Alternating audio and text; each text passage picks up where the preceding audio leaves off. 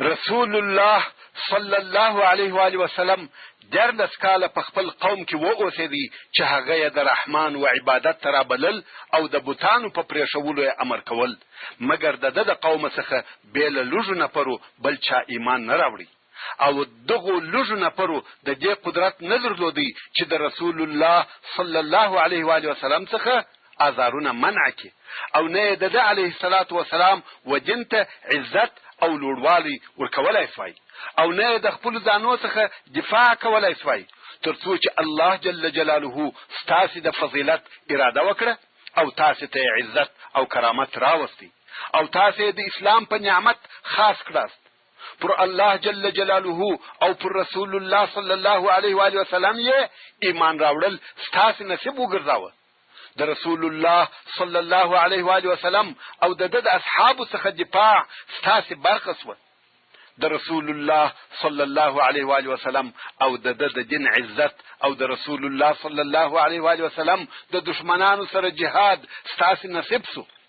تاسو واست چې تر بل چا د علیه الصلاة والسلام پر دشمنانو شدید واست، ترڅو چې عرب که خوش و که ناخوش د الله جل جلاله د امر تابع سو، او الله جل جلاله ستاسو په واسطه و خپل رسول صلی الله علیه و آله وسلم ته ځکه تابع کړه. ستاسو په تورو ټول عرب و رسول الله صلی الله علیه و آله وسلم تکشته او تسلیم سو، او بیا الله جل جلاله خپل رسول صلی الله علیه و آله وسلم په داسې حال کې وفات کړي چې دی علیه الصلاة والسلام ستاسو څخه راضي وو، په تاسو سترګې یخي او روښانه وي، نو د رسول الله صلی الله علیه و آله وسلم خلافت بې له ګډون او اشتراک څخه د نورو خلقو د ځان د پاره واخلي. دغه خلافت یوازې ستاسو حق دی. دا د سعد ابن عباده رضی الله تعالی عنہ ویناوه چې خلافت د انصارو د پاره غوښتي. حضرت عمر فاروق رضی الله تعالی عنہ وایي کوم وخت چې سعد ابن عباده رضی الله تعالی عنہ خبرې کوله، ما هم د خپل ځان سره خبرې جوړ کړې، او دا می اراده و کوم وخت چې د سعد ابن عباده خبرې خلاص شي بیا به زه د خبرو په جواب کې خبرې وکم. کوم وخت چې سعد ابن عباده رضی الله تعالی عنہ د خبرو کولو څخه فارغ سو، عمر رضی الله تعالی عنہ ولاړ سو غواړي چې خبرې وکړي. ابو بکر صدیق رضی الله تعالی عنہ تر لاس ونیوي او ویل على رسلك يا عمر، یعنی تتلوار مکوه. عمر رضی الله تعالی عنہ وایي زه کښېنستم، او ابو بکر صدیق رضی الله تعالی عنہ ولاړ سو او ویل ای خلقو، موږ مهاجرین یو او تر ټولو خلقو په اسلام کې د مخه یو، حسب او نسب مو تر ټولو عزتمن دي، ژوند بو میانه دي، او په خلقو کې مو درجه لوړه ده، نسل مو تر هر چا زیات، او په قرابت کې تر هر چا و رسول الله صلی الله علیه و آله وسلم ته نږدې یو، تر تاسو د مخه مسلمانان سویو، او په قرآن کریم کې تر تاسو د مخه ذکر سویو. الله جل جلاله فرمایي والسابقون الاولون من المهاجرين والانصار، چې دا د سوره توبه سلم نمبر آیات دی. موږ مهاجرین یو، تاسو انصار یاست، په دین کې زموږ ورونه یاست، په فی او غنیمتو کې زموږ شریکان یاست، پر دشمن زموږ مرسته کوونکي یاست، ځای مو راکړئ، زموږ غم شریکي مو وکړه، الله جل جلاله دې ښه بدله درکړي. موږ امیران یو او تاسو مو وزیران یاست. عرب نه تابع کیږي مګر د قریش او قبیله ته. تاسو د خپل ورونو سره په هغه شي کې چې الله جل جلاله د خپل فضل و دوی ته ورکړي دی رقابت او منافسه مکوي. حضرت عمر رضی الله تعالی عنہ وایي هغه چې زما په نیت کې و چې زه وایم د هغه څخه داسې شی نسو پاته چې ابو بکر صدیق رضی الله تعالی عنہ یې ونه وایي. او بیا ابو بکر صدیق رضی الله تعالی عنہ حضرت عمر او ابو عبیده رضی الله تعالی عنهما تر لاس ونیول او ویل ما دغه دوه نفره انتخاب کړی دي، هر یو چې تاسو خوښ وي د هغه سره بیعت وکړي. حضرت عمر رضی الله تعالی عنہ وایي د په ټولو خبرو کې زما دغه خبره نسوه خوښه، ځکه زه څنګه پر داسې قوم امریت وکم چې په هغه قوم کې دی ابو بکر صدیق رضی الله تعالی عنہ موجود وي. څرنګه چې سعد ابن عباده رضی الله تعالی عنہ په دغه ورځ مریض وو، پس له خبرو کولو څخه په پټو کې ځان وپیچي او دالته په سقيفه کې د یو دیواله او بغل ته څنګه واچاوه. د ابو بکر صدیق رضی الله تعالی عنہ تر خبرو کولو وروسته حباب ابن منذر رضی الله تعالی عنہ چې د انصارو څخه وو ولاړ شو. پس له حمد او ثنا او درود څخه وویل د مسئلې حل زما سره دی. هغه دا چې یو وردی امیر زموږ له طرفه څخه وي او بل وردی ستاسو له طرفه څخه وي، یعنی خلافت به په نوبت کو. خو دلته غالمغال شروع شو، هر یو خپل فکر او نظر بیانوي، خبرې ګډوډې شوې او له هر طرفه आवाजونه راپورته شو. یو د بل خبرې نه سره اوري او نه پوهیږي چې څه وکړي. په دغه وخت کې حضرت عمر رضی الله تعالی عنہ ودرېدی او په لوړ आवाज وویل: ای خلقو، دا ابو بکر صدیق دی، د رسول الله صلی الله علیه و آله وسلم هغه ملګری دی چې دوی په غار کې و. الله جل جلاله په قران کریم کې ذکر کړی دی او رسول الله صلی الله علیه و آله وسلم په درازي وو چې ستاسو د منځ امام وي. آیا په تاسو کې داسې څوک شته چې په منځ کې د ابو بکر امام سي؟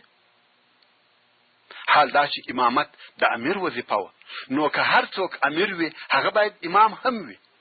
نو کبل څوک امیر او د مسلمانانو امام سي، آیا هغه دا قبلوي او د دې لایق دی چې د ابو بکر امام دی هم وي؟ حال دا چې رسول الله صلی الله علیه و آله وسلم ابو بکر صدیق رضی الله تعالی عنہ د دوی د پاره امام ګرځولې دي.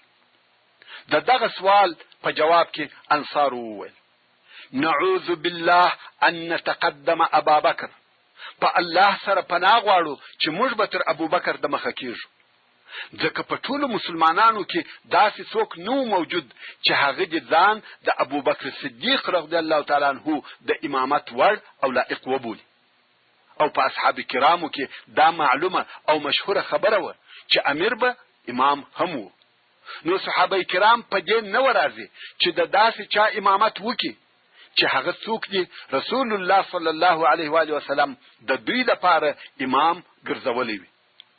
کوم وخت چې ټول مسلمانانو د دغه پوښتنې په جواب کې دغه جمله نعوذ بالله ان نتقدم ابا بکر وویل، نو حضرت عمر رضی الله تعالی عنہ او ابو بکر صدیق رضی الله تعالی عنہ ته وویل: لاس را وغځو یا ابا بکر چې بیعت تر سره وکم. ابو بکر صدیق رضی الله تعالی عنہ هم لاس ور وغځاوه او مسلمانانو بیعت ورسره وکړي. دا ولی ابو بکر صدیق رضی الله تعالی عنہ په دې راضي سو چې بیعت ورسره وشي؟ آیا ابو بکر صدیق رضی الله تعالی عنہ د خلافت په شوق یا هیڅ کله نه؟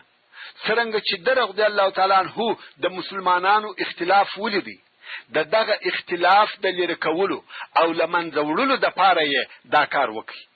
په دغه نازکو او باریکو وختو کې چې د اختلاف او تفرقه څخه بیره او ډار موجود وي، بل فوري او قطعي فیصله څخه بل چاره نشته.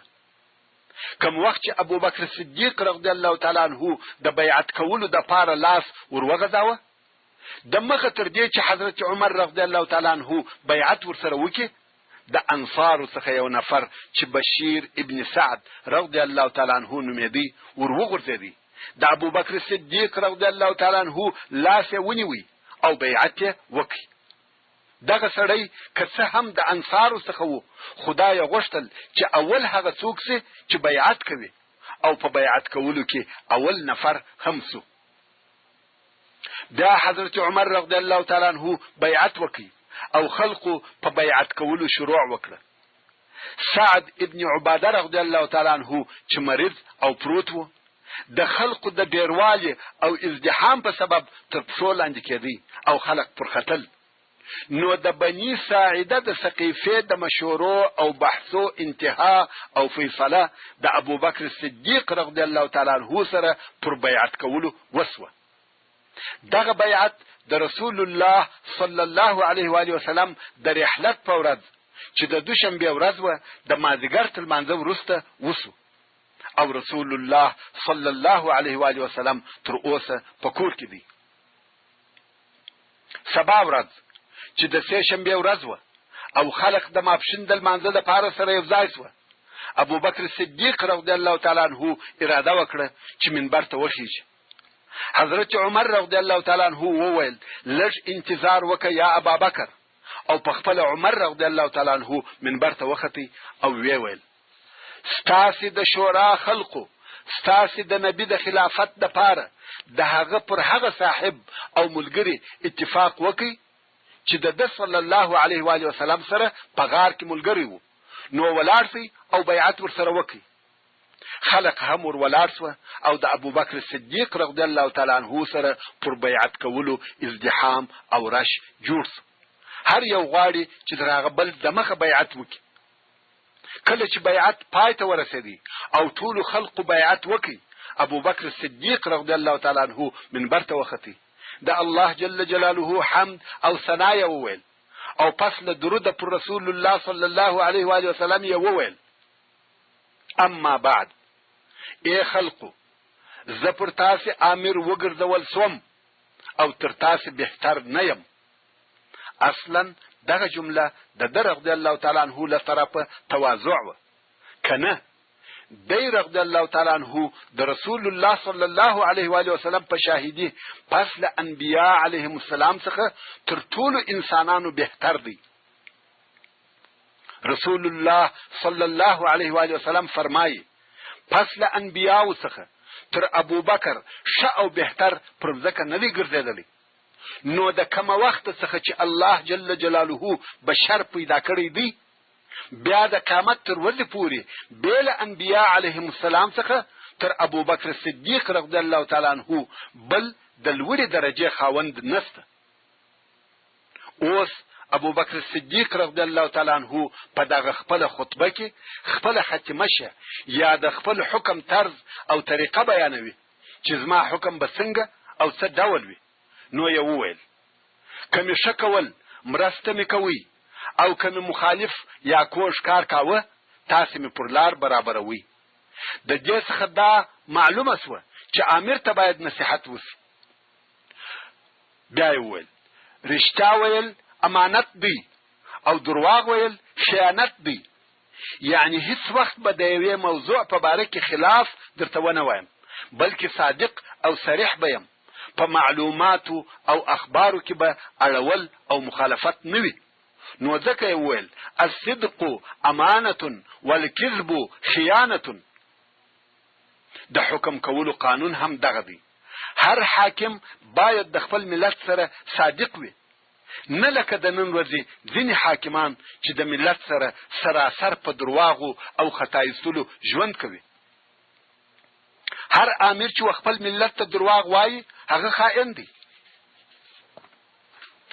اول ستاسو ضعیف زما په حضور کې قوي دی تر څو چې حق یې ور اخلم ان شاء الله، او ستاسو قوي زما په حضور کې ضعیف دی تر څو چې د څخه حق اخلم ان شاء الله. او هر قوم چې فی سبیل الله جهاد پریږدي هغه قوم ته الله جل جلاله ذلت او خواري راولي. یعنی جهاد ته دوام ورکوم او نه پریږدم.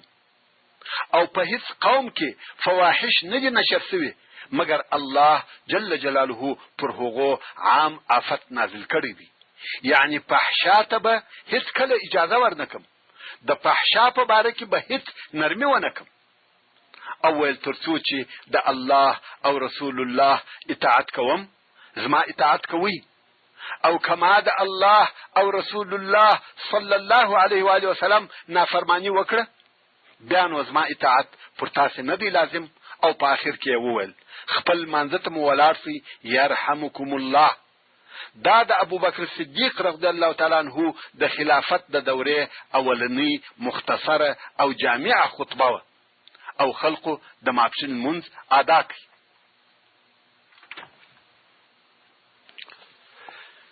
د ځینو اصحاب کرامو د نه بیعت کولو سبب د رسول الله صلی الله علیه و آله وسلم د خلافت شرف د حضرت ابو بکر صدیق رضی الله تعالی عنہ په نصیب سو.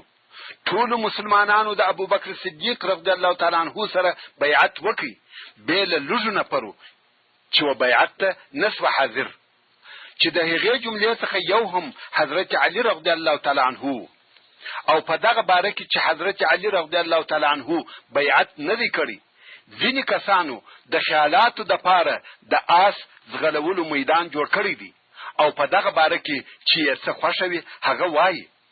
مګر په حقیقت کې دغه بیعت نه کولو قصه او بیا بیرته د حضرت علي رضی الله تعالی عنه د بیعت کولو واقعه په هغه صحیح احادیثو کې چې امام مسلم او نور یې روایتوي موجوده ده. امام مسلم رحمه الله د حضرت عائشه رضی الله تعالی عنها څخه روایت کوي چې د رسول الله صلی الله علیه و آله وسلم لور حضرت فاطمه رضی الله تعالی عنها د رسول الله صلی الله علیه و آله وسلم تر رحلت ورسته و ابو بکر صدیق رضی الله تعالی عنه ته نفر ورولېږي چې په هغه مال او جایداد کې چې د رسول الله صلی الله علیه و آله وسلم څخه پاته وو په هغه کې خپل د میراث حصہ غوښته. دغه مال او جایداد چې شو دا هغه فیو چې په مدینه منوره او فدک کې د يهودو د پاته مالو څخه ورسول الله صلی الله علیه و آله وسلم ته ورسېدلی وو، او بل هم د خیبر 15مه حصہ و چې هغه هم ورسول الله صلی الله علیه و آله وسلم ته ورپاته و او د علیه الصلاة والسلام تصرف پکې کاوه. نو فاطمه رضی الله تعالی عنها دغه میراث څخه خپل حصہ غوښته، مګر ابو بکر صدیق رضی الله تعالی عنه ورته وویل رسول الله صلی الله علیه و آله وسلم فرمایلی دي نحن معشر الانبیاء لا نورث ما تركناه صدقه انما يأكل آل محمد من هذا المال.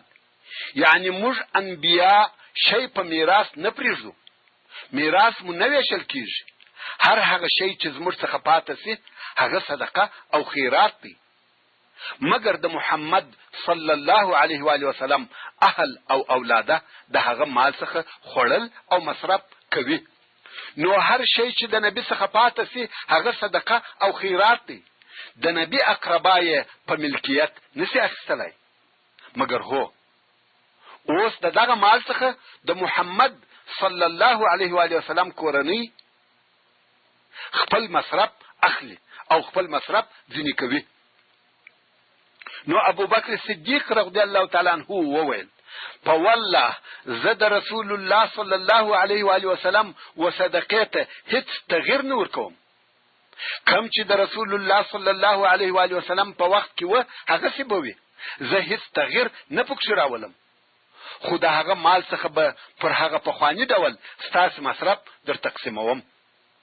څرنګه چې ابو بکر صدیق رضی الله تعالی عنه د دې څخه انکار وکړي چې حضرت فاطمه رضی الله تعالی عنها ته یو شی په ملکیت ورکړي، ځکه د سره دغه حدیث موجود وو چې انبیا نه میراثيږي یا میراث نه تقسیمیږي او په حدیث شریف عمل کول حتمی او ضروری دي.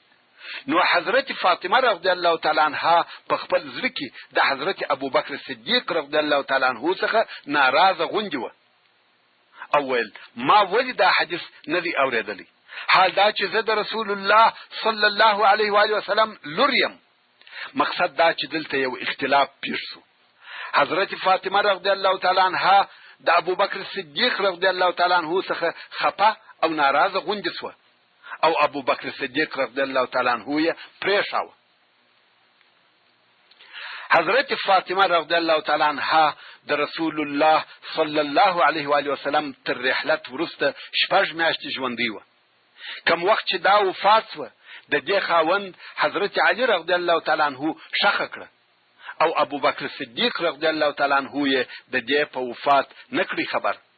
د جنازې المنز حضرت علی رضی الله تعالی عنه پر ادا کړ، که څه هم دا د ابو بکر صدیق رضی الله تعالی عنه وظیفه و چې د جنازو المنز به ادا کاوه، خاصتا هغه جنازه چې و درجه به هم درلوده.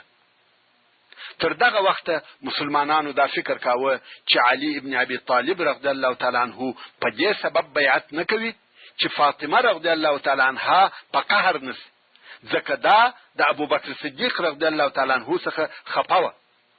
مګر کوم وخت چې حضرت فاطمه رضی الله تعالی عنها وفات شوه، خلقو داسې دلیل او سبب نه لیدي چې حضرت علی رضی الله تعالی عنہ دې د ابوبکر صدیق رضی الله تعالی عنہ سره بیعت ونکړي. نو مسلمانانو پر حضرت علی رضی الله تعالی عنہ ملامتیا ویل چې ولی بیعت نه کوي، او نور هغه کسان چې هغه بیا د حضرت علی رضی الله تعالی عنہ په سبب بیعت نو کړی، هغه طلحه ابن عبید الله او زبیر ابن العوام رضی الله تعالی عنهما و. هو د حضرت علی رضی الله تعالی عنہ د موقف او رای انتظار کاوه، او ابو بکر صدیق رضی الله تعالی عنہ هم پر خپل خیال پرې ایښو. مگر کم وخت چې حضرت فاطمه رضی الله تعالی عنها وفات و، خلقو وعلی رضی الله تعالی عنہ ته مخ ور واړاوه چې اوس خداسي سبب نسته چې ته دې بیعت ونکې، او مسلمانان پر دې ټینګ و چې حضرت علی رضی الله تعالی عنہ باید بیعت وکړي. نو حضرت علی رضی الله تعالی عنہ او ابو بکر صدیق رضی الله تعالی عنہ ته نفر ورولېږي چې راسه. ابو بکر صدیق رضی الله تعالی عنہ هم ورغلی. کم وخت چې دوی سره کښېنستل، حضرت علی رضی الله تعالی عنہ پس له حمد او درود په خبرو شروع وکړه او ویل یا ابا بکر، موږ ته ستا فضیلت را معلوم دی، او کم شی چې الله جل جلاله تا ته درکړی دی په هغه کې رقابت او منافسه نه در سره کوو. یعنی ستا د فضیلت څخه انکار نه کوو او نه خلافت در څخه غواړو، مگر تا په دې کار کې یوازې خپل رایه وچلول. حال دا چې د هغه قرابت په سبب چې موږ یې د رسول الله صلی الله علیه و آله وسلم سره لرو، موږ د ځان لپاره حق لیدی. اوس د حضرت علی رضی الله تعالی عنہ دغه خبره دا امکان لري چې مقصد یې خلافت وي، یا د رسول الله صلی الله علیه و آله وسلم میراث مقصد وي.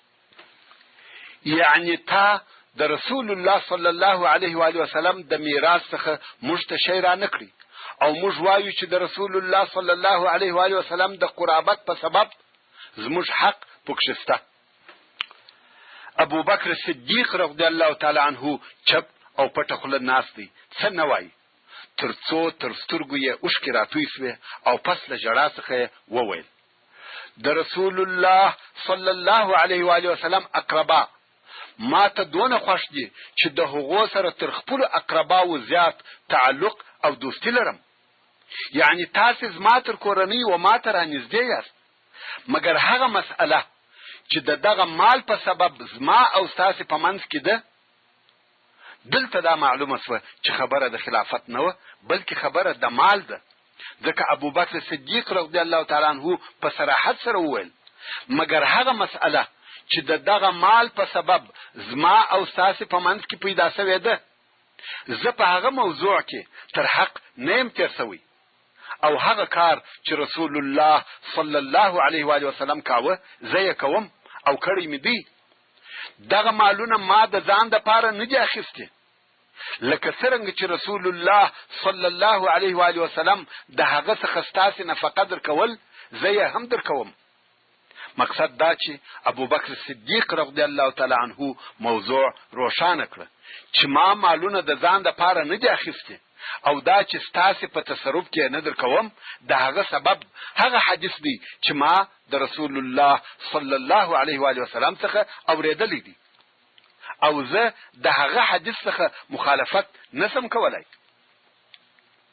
حضرت علی رضی الله تعالی عنہ قانیسو او ابو بکر صدیق رضی الله تعالی عنہ ته وویل نن زما او ستا د بیعت موعد او وخت دی.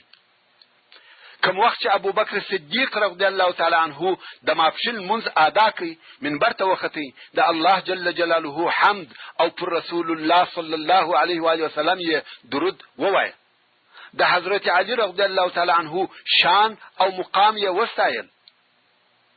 د هغه نه بیعت کول او هغه سبب چې حضرت علی رضی الله تعالی عنہ د نه بیعت کولو د پاره عذر باله بیان کړي، او د منبر څخه راکښته سو. بیا نو حضرت علی رضی الله تعالی عنہ منبر ته وختي، حمد او درود یې وویل. د حضرت ابو بکر صدیق رضی الله تعالی عنہ درجه او مقام، فضیلت او شواله یې بیان کړه، او ویل دا چې ما تر اوسه پورې بیعت نو کړی، دا د ابو بکر سره رقابت نو، او نه پر هغه شي انکار وو چې په هغه سره الله جل جلاله ودته فضیلت ورکړي دي، مګر موږ د ځان د پاره یو حساب بللې و، یعنی په دغه مالو کې موږ حصہ غوښته او هغه حصہ د مشترا نکړه، نو خود موږ په خپل زړه کې خپه او ناراضه وو. په دغه حدیث شریف کې چې امام مسلم یې روایتوي وایي مسلمانان د حضرت علی رضی الله تعالی عنہ په خبرو خوښ شو او علی رضی الله تعالی عنہ ته وویل هو دا صحیح ده، یعنی دا د حق دی چې خپه او ناراضه سي. کوم وخت چې علی رضی الله تعالی عنہ برته د خپل فکر څخه رجوع وکړه، یعنی تر خپل خپګان او نارضایت تیر سو، نو د مسلمانانو په زړه کې ځای ونیوي، ځکه چې دا موضوع په آرامي سره فیصله شوه. کوم وخت چې خبرې پای ته ورسېدې، نو حضرت علی رضی الله تعالی عنہ بیعت وکړ. تر ده وروسته طلحه ابن عبید الله او زبیر ابن العوام رضی الله تعالی عنهما هم بیعت وکړ. ځینې هغه نور کسان چې هغه هم د بیعت څخه پاتې شوي وو، هغه هم بیعت وکړ. او ابو بکر صدیق رضی الله تعالی عنہ د ټول په خوشي او اتفاق سره د رسول الله صلی الله علیه و آله وسلم خلیفہ وګرځیدي. اوس نو په دغه معلوماتو سره پر هغو کسانو رد دی چې دوی وایي حضرت علی رضی الله تعالی عنہ بیعت نه دی کړی. حضرت علی رضی الله تعالی عنہ بیعت کړی دی او د بیعت د زندولو سبب یې هغه و چې موږ درته بیان کړی. د اسامه رضی الله تعالی عنہ د لشکر لیږل، د سرور کائنات صلی الله علیه و آله وسلم ژوند په آخري حصہ یا په آخرنیو صفحو کې تاسو د رسول الله صلی الله علیه و آله وسلم د رحلت حالات ولوستل، او دا هم هلته در معلومه سو چې رسول الله صلی الله علیه و آله وسلم تر خپل رحلت د مخه یو لشکر جوړ کړی وو چې په شام کې د قزاعه پر قبیله حمله وکړي. هغه قبیله ته د هغه بدو او ناوړه اعمالو جزا ورکړي، او په دغه حمله سره رومیان هم وبېروي چې دغه لشکر مشر او قومندان اسامه ابن زید رضی الله تعالی عنهما مقرره کړي چې دغه لشکر د سیرت په کتابو کې د اسامه لشکر په نامه سره مشهور دی. رسول الله صلی الله علیه و آله وسلم د دې لشکر د مشرتوب د پاره په دې سبب اسامه رضی الله تعالی عنہ اختیار کړي چې خلق ته د اسامه مقام او درجه ور معلوم کړي. مگر هلته یو بل سبب هم وو، هغه دا چې د قزاعه قبیله هغه د معتد جنگ قبیله ده، او دوی هغه څوک دي چې د اسامه پلار زید ابن الحارثه رضی الله تعالی عنہ یې په شهادت رسولی وو. نو داسې معلومیږي لکه رسول الله صلی الله علیه و آله وسلم چې غوښته چې اسامه د خپل پلار د قاتلانو څخه بدله او انتقام واخلي.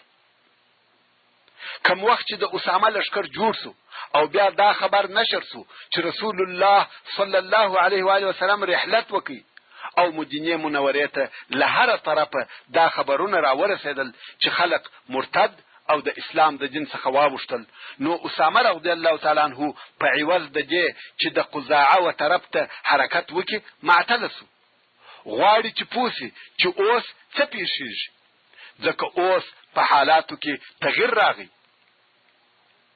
رسول الله صلی الله علیه و آله وسلم رحلت وکړي او ډېر مسلمانان مرتد سو.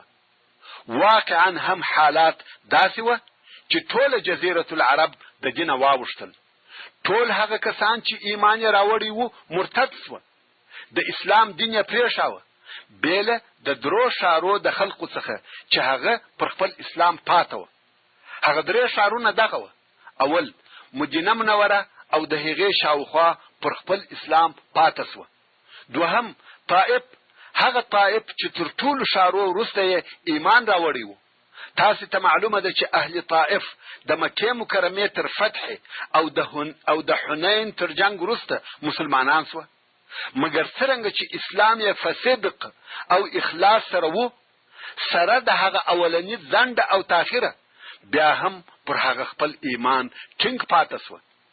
دریم مکه مکرمه، که څه هم په مکه مکرمه کې د مرتد کېدلو خبرې کېدې، نږدې و چې اهل مکه هم اسلام پریږدي او د ردت په باره کې تر داسې اندازې خبرې نشر شوې چې د مکې مکرمې امیر وتښتېدی او پټ شو. مکه مکرمه بې له امیره پاته شوه. خو په دغه وخت کې سهیل ابن عمرو چې د اهل مکې څخه و، شاعر او خطیب هم و، ودرېدی. دغه سهیل ابن عمرو هغه څوک دی چې د بدر په ورځ د کفارو ملګری و او مسلمانانو په بندیانو کې ونیوي. څرنګه چې دی شاعر او خطیب و، نو د رسول الله صلی الله علیه و آله وسلم او اسلام پر ضد به شعرونه ویل او بیانیه به ورکولې. نو کله چې په بندیانو کې ونیول سو، حضرت عمر فاروق رضی الله تعالی عنہ وویل: یا رسول الله، اجازه راکړه چې سره ورپریکم. رسول الله صلی الله علیه و آله وسلم وفرمایل: پرېږده یا عمر. څرنګه چې د حضرت عمر رضی الله تعالی عنہ ډېر قهر ورته راغلی و، ځکه دغه سهیل هغه څوک دی چې د اسلام پر ضد شعرونه وایي، بیانیه ورکوي، څنګه یې پرېږدي؟ او په هغه وخت کې شاعر د اعلان د پاره داسې و لکه د نن ورځې تلویزیون، او د دشمن د تلویزیون سټیشن باید خراب کړل شي. نو حضرت عمر رضی الله تعالی عنہ وویل: یا رسول الله، چې وجنې یې نه، نو اجازه راکړه چې ټول غاښونه یې وروکاږم، چې بیا نه تقریر کولای شي او نه شعر ویلای شي. رسول الله صلی الله علیه و آله وسلم وفرمایل: پرېږده یا عمر. شای چې دی داسې موقف او دریز غوره یا اختیار کې چې بد به نه بولي، یعنی شای یو وخت په دغه شعر او تقریر داسې کار وکړي چې هغه کار یې د ستاینې وړ وي. نو اوس د ردت په وخت کې هغه ورځ راغله چې رسول الله صلی الله علیه و آله وسلم د بدر په ورځ د هغې ورځې زیری ورکړی و. د سهیل هغه ښه موقف او دریځ ښکاره سو. اوس چې اهل مکه د ردت په باره کې خبرې کوي، سهیل ودرېدی او ویل: والله د هر چا څخه د ردت او مرتد کېدلو خبرې واورم، سر به یې ورپریکم. خلقو دا فکر وکړي چې دی نور ملګری هم لري چې خلقو ته د سر په پریکولو سره وعدې ورکوي، حال دا چې د ده سره بل هیڅوک نه و. نو ټول اهل مکه وبېرېده او د ردت د خبرو څخه چپ سوه. نو مکه مکرمه هم هغه درېیم ښار دی چې د سهیل د ثابته ایمان په سبب پر ایمان پاته سوه. مقصد دا چې دغه درې ښاره پر ایمان پاته سوه: مکه مکرمه، مدینه منوره او طائف. نور ټوله جزیره العرب مرتد سوه. دغه مرتد کېده یا د دین اوښتل پر څو ډوله وه. ځینې داسې وه چې د ټول اسلام څخه منکره سوه، مطلق د اسلام او مسلمانانو دشمنان وګرځېده. ځینې بیا داسې وه چې پر اسلام پاته وه، مګر د زکات ورکولو څخه یې انکار وکړي، یعنی لمنځونه یې کول، روژې یې نیولې، یوازې د زکات ورکولو څخه یې انکار وکړي. ویل: موږ ورسول الله صلی الله علیه و آله وسلم ته زکات ورکاوه، اوس چې هغه نسته بل چاته یې نه ورکوو. خو د ردت درېیم قسم په داسې شکل سره وو چې ځینې داسې خلک پیدا سوه چې د نبوت دعوه یې کول. اول، طلیحه ابن خویلد الاسدي د نبوت دعوه وکړه. بنو اسد چې په خپله د ده قبیله وه، د طلیحه متابعت یې وکړي. بنو طی چې د حاتم طایی قبیله وه، د طلیحه متابعت یې وکړي. همدارنګه غطفان چې د عربو د هغو لویو قبیلو څخه ده، د طلیحه متابعت یې وکړي. دوهم، مسیلمة الکذاب چې د بنو حنیفه د قبیلې څخه دی، د نبوت دعوه یې وکړه او بنو حنیفه یې متابعت وکړي، چې دغه د بنو حنیفه قبیله په خپله ډېره لویه او قوي قبیله وه. درېیم، په یمن کې اسود العنسی د نبوت دعوه وکړه او د یمن ډیرو خلقو یې متابعت وکړي. مسیلمة الکذاب او اسود العنسی د رسول الله صلی الله علیه و آله وسلم په ژوند او حیات کې د نبوت دعوه کړې وه، خو شهرت او لوړوالی یې د رسول الله صلی الله علیه و آله وسلم تر رحلت وروسته وه.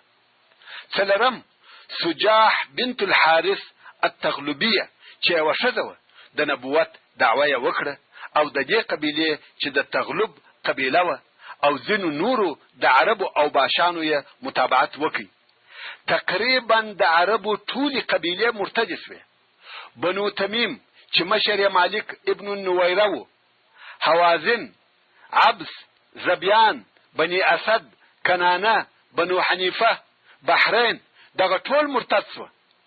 او بحرین دغه د نن ورځې بحرین نه دی، بلکې د احساء و ټولي منطقې ته بحرین ویل کېده چې قطر او موجوده بحرین هم پکې داخل و. نو بحرین هم د دینه واوښتي او مرتد شو. همدارنګه عمان، یمن، حضرموت، نجد، غطفان، تغلبه، بنو سلیم، کنده، نجران، دا ټولي قبیلې مرتد شوې. مسلمانان په داسې حال او موقف کې سوه چې حضرت عمر رضی الله تعالی عنہ وایي لکه په سپین غوایي کې یو تور وریښته. مسلمانان ډېر لږ او له هره طرفه محاصره وه. ټولي قبیلې د اسلام او مسلمانانو ضد وګرځېدې. په دغه پریشانه وخت او حالت کې د مسلمانانو په منځ کې مشورې شروع شوې چې آیا اسامه د لښکر سره باید هغه خپل وظیفه چې رسول الله صلی الله علیه و آله وسلم ورفرمایلی و چې د قزاعفر قبیله حمله و پسې پوره کړي، که دغه د کفر د لوی موج په مقابل کې د مدینې منورې د ساتلو دپاره پاتې. د حضرت عمر رضی الله تعالی عنہ رایه او نظر داوه چې دغه لوی طوفان په مقابل کې باید د نرمۍ څخه کار واخیستل شي او دغه څو کار عملی شي. اول د اسامه لشکر باید دلې پاتې شي چې مدینه منوره وساتي. دوهم هغه کسان چې زکات نه ورکوي هغه باید اوس پرېښول شي. د هغو سره به اوس جنگ نه کوو تر څو چې دغه د کفر موجونه او څپې پای ته رسیږي. مګر حضرت ابوبکر صدیق رضی الله تعالی عنہ دغه رأی نه کړه قبوله. ویل د اسامه لشکر باید په خپل وظیفه پسې ولاړ شي. زه به هغه بیرغ چې رسول الله صلی الله علیه و آله وسلم تړلی دی هیڅ کله خلاص نه کم. حضرت عمر رضی الله تعالی عنہ او هغه کسان چې په دغه مجلس کې حاضر و هغه وویل یا ابابکر که خلقو پر مدینه منوره حمله وکړه. ابو بکر صدیق رضی الله تعالی عنہ ویل جنگ ورسره کوو. دوی ویل جنگ په چی شي ورسره کوو؟ که د اسامه لشکر ولاړ سي موږ بل څوک لرو، فقط دغه لشکر دی چې موږ ته راپاته دی. جنګیالي یا د جنگ خلق مو ټول په دغه لشکر کې دي او که دغه لشکر ولاړ سي مدینه منوره څوک ساتي؟ ابو بکر صدیق رضی الله تعالی عنہ وویل یوازې زه جنگ ورسره کوم که څه هم سر مې پرې کړل سي، خو هغه لشکر چې رسول الله صلی الله علیه و آله وسلم جوړ کړی دی هیڅ کله نه راګرځوم. خلق په حیرت کې پاتې سوه چې دا څنګه دریځ او څونه ټینګار دی. واقعا هم هر چا چې د جنگ کولو قدرت درلودی هغه ټول د اسامه رضی الله تعالی عنہ په لشکر کې و، بې له هغو څو نفرو څخه چې مدینې منورې ته پس له هغه څخه راغلي و چې رسول الله صلی الله علیه و آله وسلم و اسامه ته بیرغ ورتړلی و او دوی د هغه په لشکر کې نه و داخل. یعنی یو څه لږ داسې خلق و چې پس له لشکر جوړېدلو څخه مدینې منورې ته راغلي و هغه په ښار کې پاته و. نور ټول جنگي خلق تر مدینې منورې د باندې په لشکر کې و. نو اوس د مسلمانانو ټول جنگي قوت فقط هغه د اسامه لشکر دی او هغه هم باید د ابوبکر صدیق رضی الله تعالی عنہ په امر ټول ولاړ شي. نو حضرت عمر فاروق رضی الله تعالی عنہ پر خپل خبره او نظر ټینګار کاوه او ویل یا ابابکر که دغه لشکر ولاړ شي په والله دشمنان ټوله مدینه نیسي. ابو بکر صدیق رضی الله تعالی عنہ وویل یا والله باید د اسامه لشکر په خپل وظیفه پسې ولاړ شي، که څه هم د امهات المؤمنین پښې سپي خوري. یعنی که څه هم مدینه منوره تر داسې اندازې د خلقو څخه خالی کیږي چې سپي د امهات المؤمنین پښې خوري، خو زه به دغه لشکر د هغې وظیفې څخه راونه ګرځوم چې رسول الله صلی الله علیه و آله وسلم ورفرمایلې ده. او حضرت عمر رضی الله تعالی عنہ یې تر ژیره ونیوی ویې ښوراوه او ورته ویې ویل اجبار فی الجاهلیة وخوار فی الاسلام، یعنی آیا په جاهلیت کې جبار شدید او قوي وي او په اسلام کې ضعیفه او بیریدونکی یې؟ د چی شي څخه بیریږي؟ سبحان الله. د ترازو په لې واوښته موږ ته دا معلومه و چې ابو بکر صدیق رضی الله تعالی عنه حلیم او د زړسوي خاوند و. هغه چې ژر به یې ژړل، سینداره، پوست، د نرم زړه خاوند و. او حضرت عمر رضی الله تعالی عنه قوي، جبار، شدید او سخت سړی و. مګر په دغه ځای کې د حضرت ابو بکر رضی الله تعالی عنه قوت معلوم سو، تر داسې اندازې چې د عمر رضی الله تعالی عنه قوت د در رضی الله تعالی عنه په مقابل کې لږ او ضعیف سو. نو ابو بکر صدیق رضی الله تعالی عنه تر عمر فاروق قوي او شجاع سو. دا ولی؟ دا قوت او شجاعت د کوم ورته راغی؟ د ایمان څخه. دا د ابو بکر صدیق رضی الله تعالی عنه قوي ایمان وو چې ودته دغه قوت او شجاعت ورکړي. لکه څنګه چې رسول الله صلی الله علیه و آله وسلم فرمایي که د ټول امت ایمان د ابو بکر د ایمان سره وتلل سي، د ابو بکر ایمان به تر دروند سي. پس له رسول الله صلی الله علیه و آله وسلم څخه یوازې د ابو بکر صدیق رضی الله تعالی عنه ایمان د ټول امت تر ایمان دروند دی. نو د ابو بکر صدیق رضی الله تعالی عنه د ایمان قوت په دغه سخت حالت کې چې تقریبا د ټول جزیره العرب خلق د اسلام څخه واوښتل ورځلېدی. ابو بکر صدیق رضی الله تعالی عنه امر وکړي چې د اسامه لشکر دی حرکت وکړي. لشکر رهیسو او مدینه منوره د څو لږو نفرو په ساتنه کې پاتې شو. په دغه وخت کې دوه عربي قبیلو چې د عبس او زبیان په نامه سره یادېدلې چې په نجد او د طی په غرو کې اوسېدلې، همدارنګه د بنو اسد او کنانه د قبیلو یوې ډلې د مدینې منورې د حملې دپاره په ګډه سره یو لشکر جوړ کړي او دغه لشکر مخ پر مدینه منوره وررهیسو تر څو و ابرق نومي ځای ته ورسېدل چې و دغه ځای ته ذوالقصه هم ویل کېږي او هلته یې واړول چې تر مدینې منورې پورې تقریبا د 3 ورځو مزل پاته و. دغه د مرتدانو لشکر دلته سره وویل موږ به یوه ډله مدینې منورې ته ولیږو چې د ابو بکر صدیق رضی الله تعالی عنه سره خبرې وکړي او ورته ووایي چې موږ مسلمانان یو خو زکات نه درکوو. نو یې یوه ډله مدینې منورې ته ولیږل چې ولاړ سي د ابو بکر رضی الله تعالی عنه سره خبرې وکړي چې موږ مسلمانان یو، منځونه کوو خو زکات نه درکوو.